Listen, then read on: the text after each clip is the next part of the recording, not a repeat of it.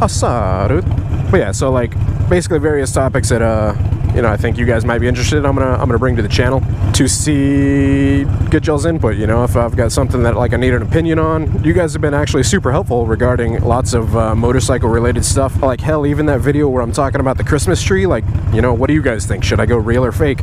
And tons of people chimed in saying like go fake for this reason or go real for this reason. So it definitely helped out the decision-making process quite a bit. So I appreciate that, guys. Thank you. Or like talking about problems I've been having with AutoTune. You guys are really helpful regarding that as well. You know, everybody kind of posting their experiences. It gives me like insight into maybe what I should be looking out for. Although thus far with AutoTune, man, I'm still working on it. Like, still haven't figured it out. It runs like junk every time I try to AutoTune. Actually, you know what? I'm gonna try it on this ride. I'll get to a parking lot up here somewhere and Windermere. Yeah, I'll get to a spot up here because, you know, the engine should be good and warmed up by this time, and pull over, auto-tune it, and then try and do a ride back. Also, another thing I did want to talk about is kind of 2016 in review, especially like for the channel. Looking at it kind of from a perspective of timeline, I really haven't been doing this that long, and you guys have shown an awesome amount of support. You know, I'm always thanking you for it, so allow me to thank you again. Thank you guys for all your continued support. I really appreciate it. Like I said, it's kind of crazy to me that people want to tune in and listen to stupid shit that I have to say. So, you know, I just think that's pretty cool, and it's pretty nice to be able to, you know, come out here and record and share this stuff with you guys. Yeah, and the time that the MotoVlog has been going, you know, like I said, it's gotten a ton of support. We're almost to 2,000 subs on YouTube, and then Instagram actually just hit like yesterday 14,000, so that's awesome. Some cool milestones there, which I very much appreciate it. Again, I feel like I need to stop saying I appreciate it because it's just you guys get it. I'm appreciative, damn it. Thank you so fucking much for subscribing. Man, I need a house out here. This is a nice area.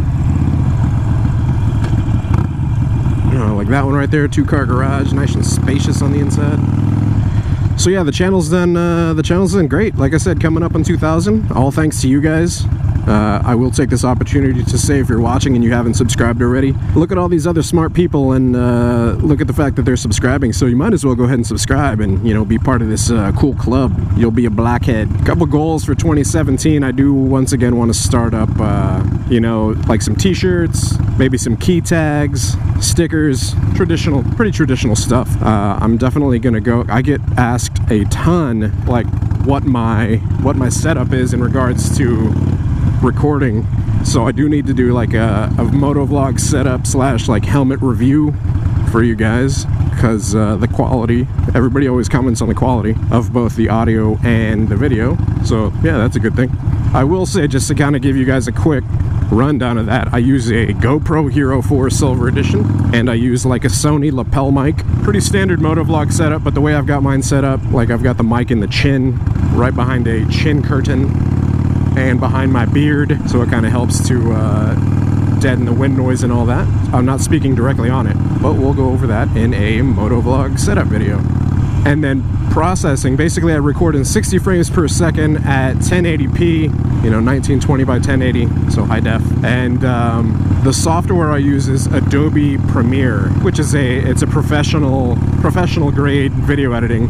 And the thing that, like, I've seen a lot of people don't really pay attention to is their output settings. So, you know, I make sure that my output settings kind of match my input settings, so I'm not outputting to like a crappier, lower quality, and that the bit rate of everything, like audio especially, is quality, so everything sounds good, you know what I'm saying? Just those little details that you gotta think about. You can record great, but you have to output great as well. Man, yeah, it's gotten totally crazy these last couple days, you know, coming up to Christmas and all that. I do have a couple more gifts that I need to buy. You know, it's so hard shopping for your parents. And you're like, what do you buy for your parents? Because, I mean, they can pretty much buy whatever the hell they want. So it always has to be like a sentimental gift, you know? We'll see. I don't know. My mom, she really likes Mama Blockhead. She really likes chocolate. So maybe I'll buy her like a huge pack of Ghirardelli assorted chocolates. And then my little brother, baby Blockhead, brother Blockhead, he's into electronics and computers and drawing and art and stuff. So, but whenever it's difficult like that, like, I mean, he's my brother, yeah, I can get him something sentimental, but I'll probably just end up getting him like a Best Buy gift card, because that's a pretty useful thing. Like, I know when I was that age, like, you got me a Best Buy gift card, I'd be like, hells yeah. Nowadays it's like, yeah, just give me an Amazon gift card. That way I can buy whatever the hell I want. But Amazon has everything. I can buy motorcycle parts, or I can buy like toilet paper. Pretty much whatever I want. Is this my turn? I can't remember if this is my turn. I don't think it is. No, it's not. We're getting lost so we can find back in her. It's a nice ride. And then there's my sister that I have to shop for as well. Miss Blockhead is a little more in tune with her, obviously, because they're ladies. Yeah, she's talking about possibly getting her like a makeup palette or something like that. I honestly don't know. Like, I don't know, like, to all you dudes out there, I don't know if you guys have seen the price of makeup, but holy shit. Miss Blockhead and I, we were in Ulta, and she was talking about getting this palette. I think it's called a palette. Basically, it's by a brand called Naked. And man, that thing was like 60 bucks. I'm like, what the F? $60 for makeup? Like, I had no idea you ladies spent that kind of money on your makeup. First thing I said, whenever I found out it was like $60, I was like, man, I'm like, that's a video game. Like, that's an Xbox One game. And I just couldn't believe it. Which is funny because, I mean, to me, like, a video game is it's a good investment in terms of time. Like, you know, you pay $60 or whatever for a brand new game, and considering how much time you're gonna spend playing that game, like, think of it in terms of like you renting a house and it's like $1 per square foot or whatever. Yo, this is that place I was talking about, Yellow Dog Eats. I'm gonna take you guys in the parking lot. I'm definitely coming back here to eat and showing you guys what's here, because this place is amazing, amazing delicious. And it's funny because here in the back parking lot, they've got chickens. You know what? Out and about riding here, I just got a good idea. I'm gonna bring my family here. Exit over. Oh, there we go. There's some chickens. Bark, bark, bark, bark, bark. Yeah, yo, this place is amazing. Highly recommend it. Man, I need to find a spot to pull over. Try to run an AutoTune on this damn thing. I didn't go the original way that I was thinking. But it's funny, I just ended up getting dumped out into some part of the little area that I actually do know my way around. Oh man, this is a nice little pull-off. Let's go back and check what that was. Hopefully it's not like a hidden driveway and I end up in somebody's house.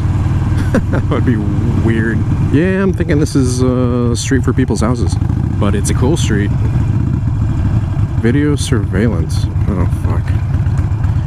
Yeah. Authorized personnel only. Trespassers will be prosecuted. I'm kind of curious as to what this... It looks like an abandoned place or something. Yeah, this shit is like... What is there, like two houses that are around there? Cool. Some Walking Dead type shit. I don't want to get in trouble, so I'll just go ahead and make my way over this way. Man, it's such a nice day to ride. It's like the perfect weather. Oh, I have an itch on my face. I'm wearing a full face helmet. I can't get it. Dude, it's a school I can totally pull off in there because school is out of session, right? School's out for winter. Doo-doo.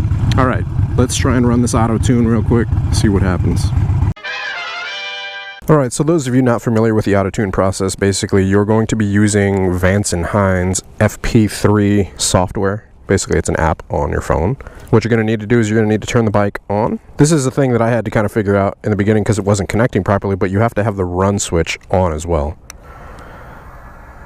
At that point you're going to go ahead and open up the app, which is right here. You check the firmware, connected, verified my VIN since it's already been connected before. And so at this point you're going to be able to go through. You can read trouble codes, you can view your sensor data, you can search for a map, basically if you want to load it with a new map, view edit maps as well. So this is basically the one I'm running right now. It's a big radius standard baffle stock 883, even though it's not stock. Their maps, their canned maps, actually incorporate a high flow filter. So you can adjust all sorts of stuff. Active exhaust, you can have like start up and idle, you can calibrate your speedometer, you know, adjust your air fuel ratio. This is where you can like adjust your D-cell pop. It's funny because they've got like little dynamite things in there. Anyways, before the bike gets too cold, which it shouldn't that quickly, let's go ahead and try AutoTune.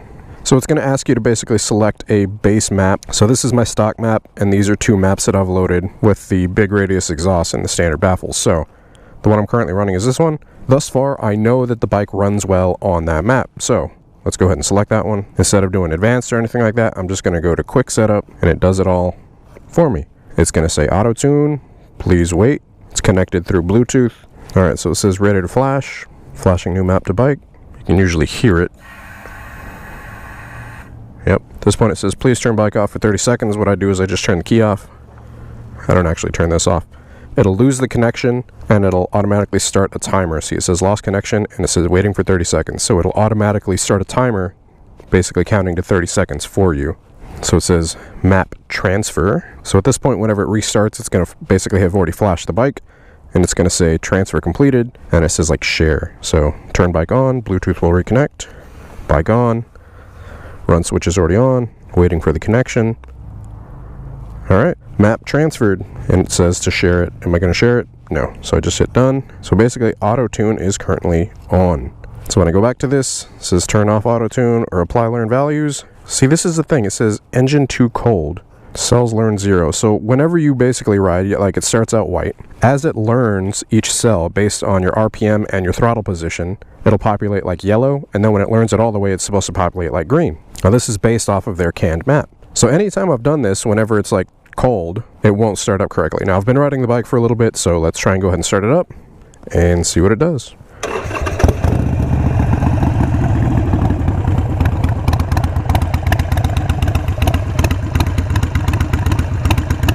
So that one did move down, so it's at above like 500 RPM, I would guess. The idle has changed from whenever it was stock, and I've heard it runs a little sluggish in the beginning. So let's go ahead and ride it a little bit since it's warmed up and it's not stalling out. And, am I speaking too soon?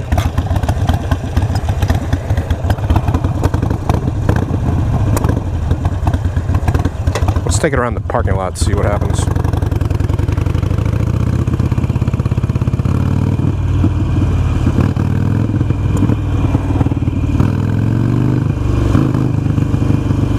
Yeah, that is not okay. That's actually really bad.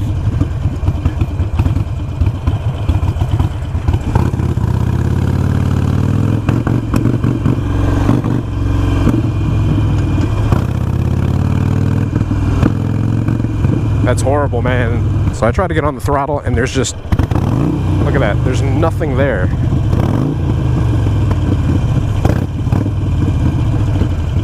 Like it doesn't want to listen to me.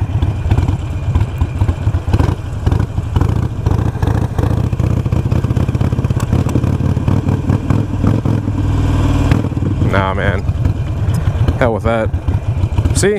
That's been my experience thus far. So I'm gonna have to hit up Vance Hines and figure out what is going on there, because I'm not gonna ride that in traffic. Like, that's just total garbage.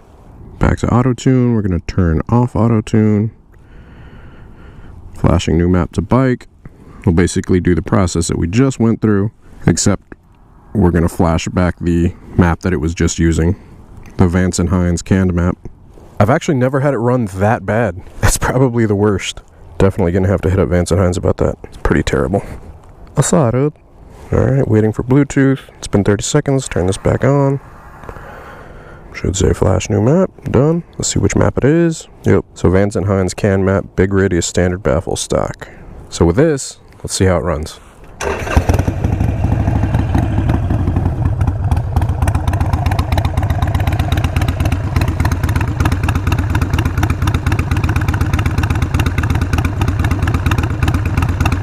Totally normal with their can map, but with AutoTune, it pretty much wants to kill me. There's no way you could ride that in traffic. I mean, you guys saw it was jerking me all over the place. Am I doing something wrong? I don't know. You guys let me know in the comments below. But that's my experience thus far with AutoTune. Every time I've tried it, hasn't been good. All right, and this is how it runs. Totally normal. It doesn't want to kill me anymore. Pretty lame. Pretty lame AutoTunes. Alright, yo, well, I'm gonna make my way back to the casa so I can get those chores knocked out that I've been putting off.